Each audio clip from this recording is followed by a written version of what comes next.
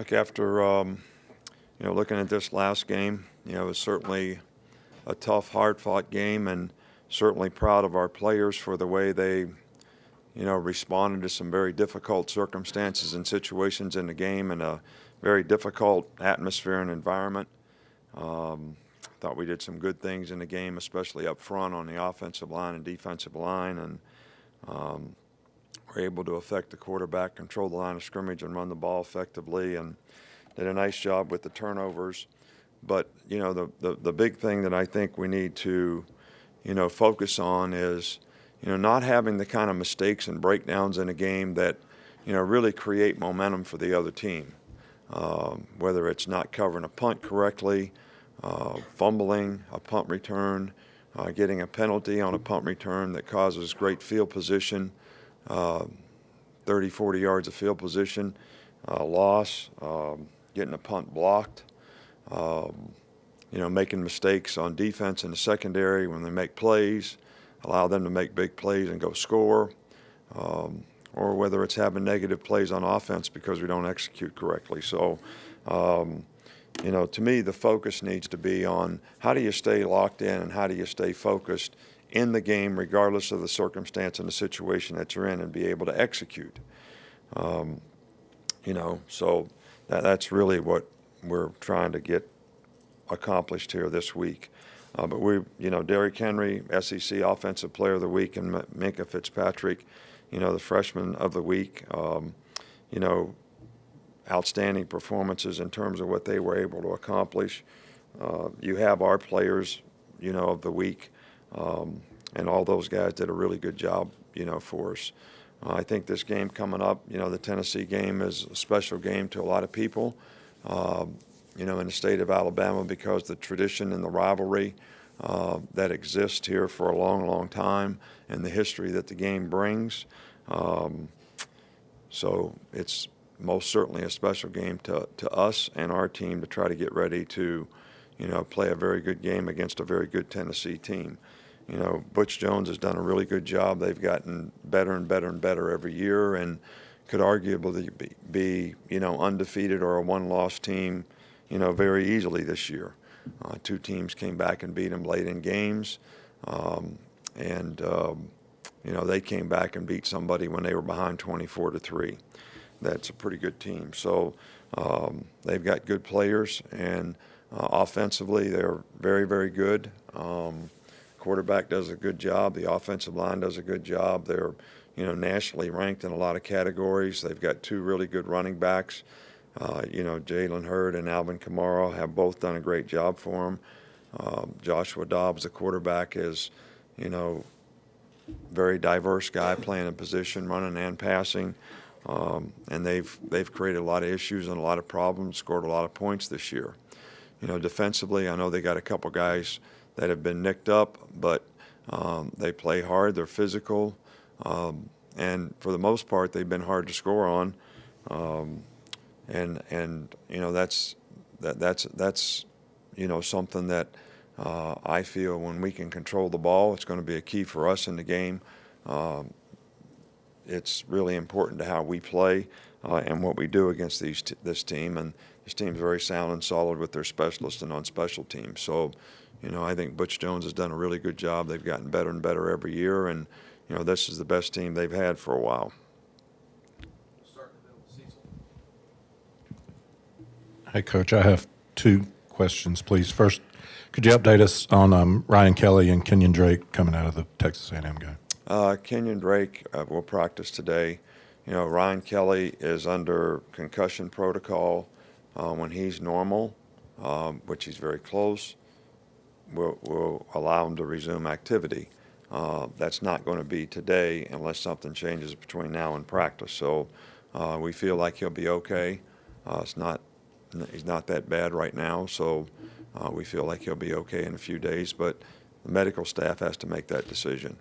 Okay, and you had alluded to this on your radio show Thursday, but I just wanted to follow up about, it seems like at least in the SEC games, you've gotten off to a better start in the road games than you have in the home games so far. And what distractions do the players face at home, and how do you deal with that? Well, I don't know. I never thought it was an issue until this year, but probably the 3 best games that we've played this year have all been on the road, whether it was Wisconsin, Georgia, or this past game at Texas A&M. I think it's a matter of what I talked about before, being able to stay focused on what you need to do your job, play in and play out. And just because you're at home, and whether it's family, friends, the atmosphere, the distractions that can create, as a mature competitor, you can't be affected by external factors. I talked about friendly fire before, but, I look at our team and, I'm like, we play different when it's 28-6 than we do when it's 0-0. Well, there's not supposed to be a scoreboard. You're supposed to have enough killer instinct to keep playing at a high level and execute and do your job. So, can't be the scoreboard, can't be playing at home, can't be the fans. I mean, all those things should be positive things that enhance your chances of competition, affects the other team. So something that we just got to continue to address and try to get the players to focus better and do a better job. Nick, 2 questions. First of all, since the Ole Miss game, just how much have you seen the team grow and evolve? And do you feel like that loss maybe led to certain guys or the entire team maybe focusing in even a little bit more than they were leading into that game? Well, I can't speak about that. I think our team is improving. I don't think that, as a group of competitors, anybody here is satisfied when they don't have success. I don't think that it's something that, even though it's human nature, that you don't respond to things properly when they're going well. Something bad has to happen for people to want to change and do things that they could have done way before something bad happened. And I'm not saying that's the case with our team. I know we have a lot of competitors on our team that were not satisfied with that performance, and we have tried to get better. But my point of emphasis is, where are we now? What do we need to do to get better? And those are the things that I talked about here today in terms of being able to focus and play with more consistency. Don't want to create momentum for the other team by not staying focused in the game and doing what you need to do to play your best through 60 minutes of football. And second question, just in terms of the pass rush, what did you see that allowed you guys to have the success that you did as a pass rush and just being as disruptive as you guys were the other day, or was it just as simple as players beating players? No, I think that, they passed the ball a lot. They weren't able to run it. We created a lot of passing situations, which, lets us play the kind of defenses and lets the players pin their ears back a little bit and us to make calls that enhance pressure.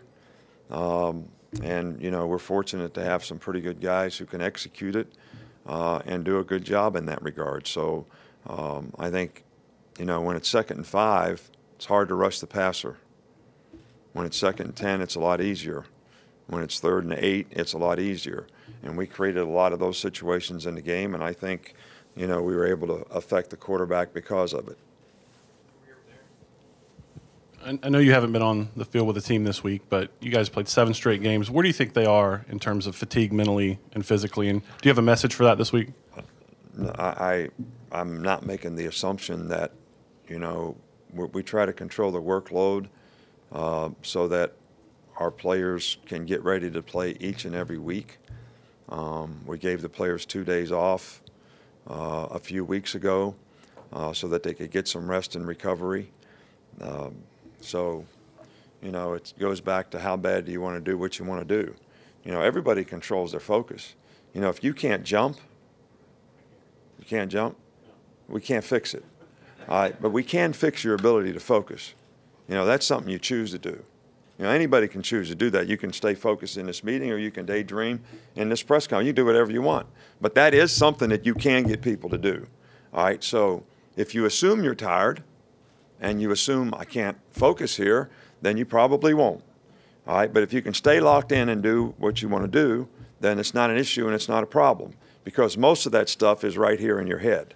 All right, it's not anything wrong with you physically.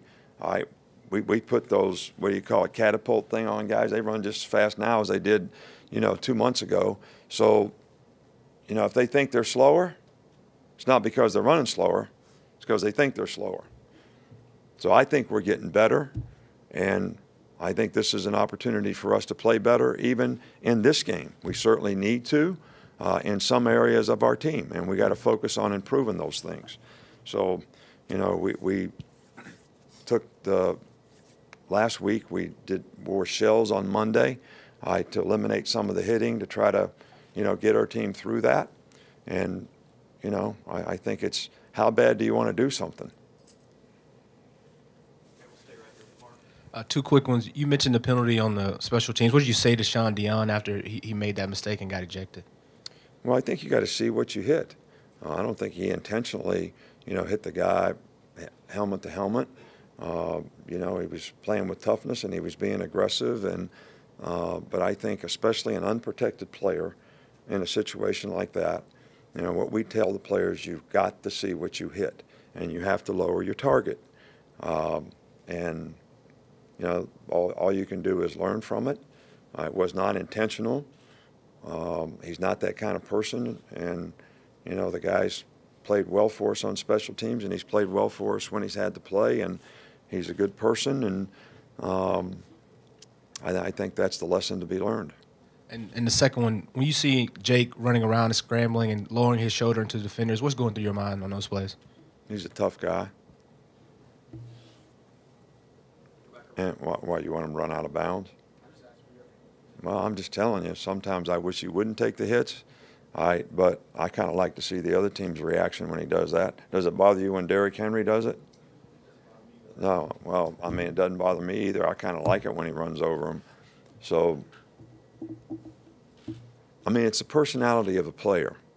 All right. Jake is a tough, competitive guy. He's a big physical guy. He's getting better and better every week. All right, so I don't want to take his aggressiveness away because we're fearful that something bad's going to happen. And I just don't coach that way.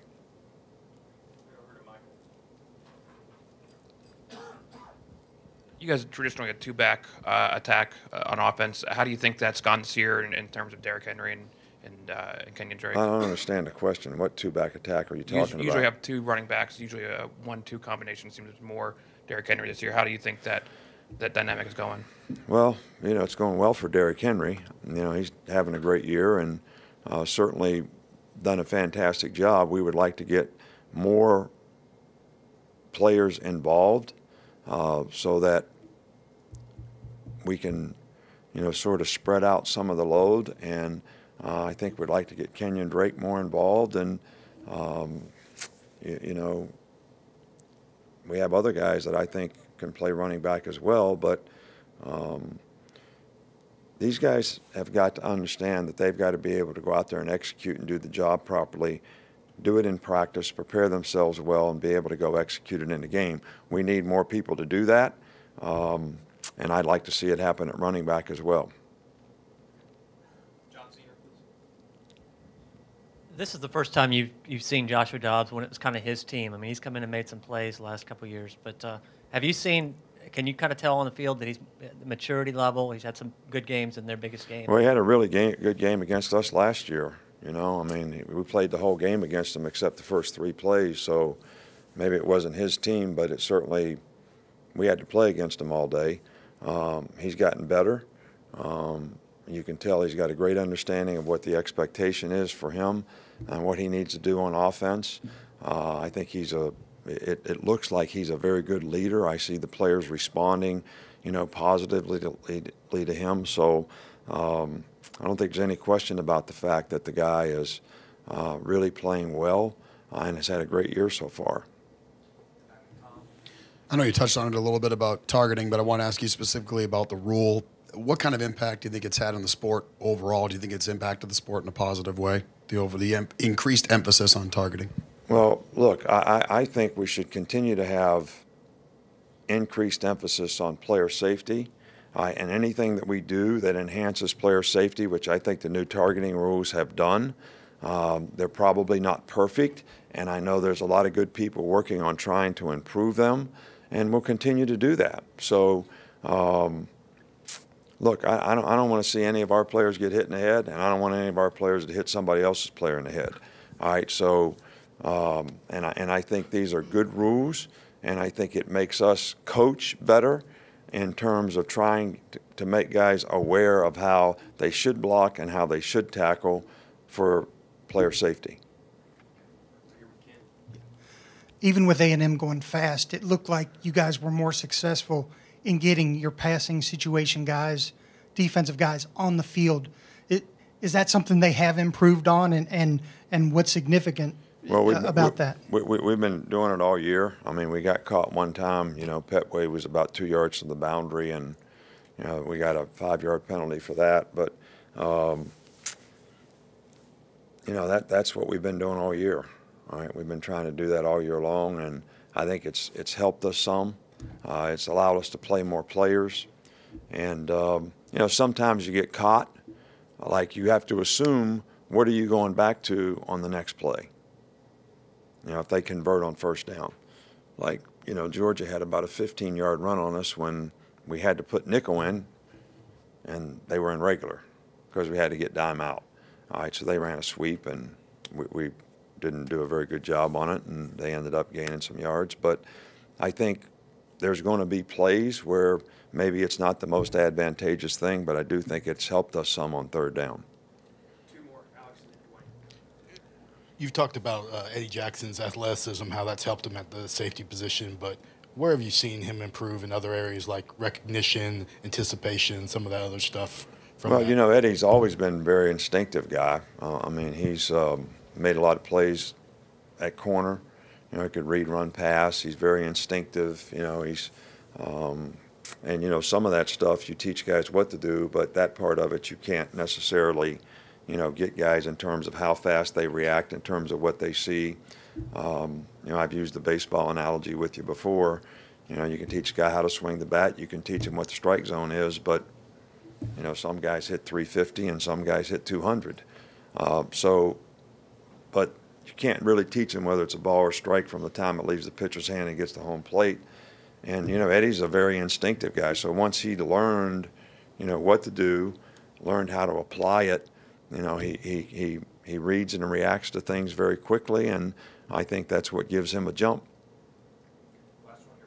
Yeah, Coach Minka obviously playing the star. What do you see him morphing into as his career develops, as a corner or as a safety? Well, right now he's a corner, but as we've done in the past with a lot of freshmen, we try to minimize the multiples. There's not a lot of carryover between playing corner and playing star in terms of techniques, what you do, repetitions, assignments. So we've played so much nickel that only in the games where we're not going to play a lot of nickel, like the Georgia game, does he get any reps at all at playing corner. But we have no reason to think that he can't be a very good corner in the future. But I do think that, he's going to have some time to practice it and develop there. So, but I also think he could play safety if he wanted to be a safety. But, corners are, a little more difficult to, find. And he's certainly been a good one for us so far. All right, thank you.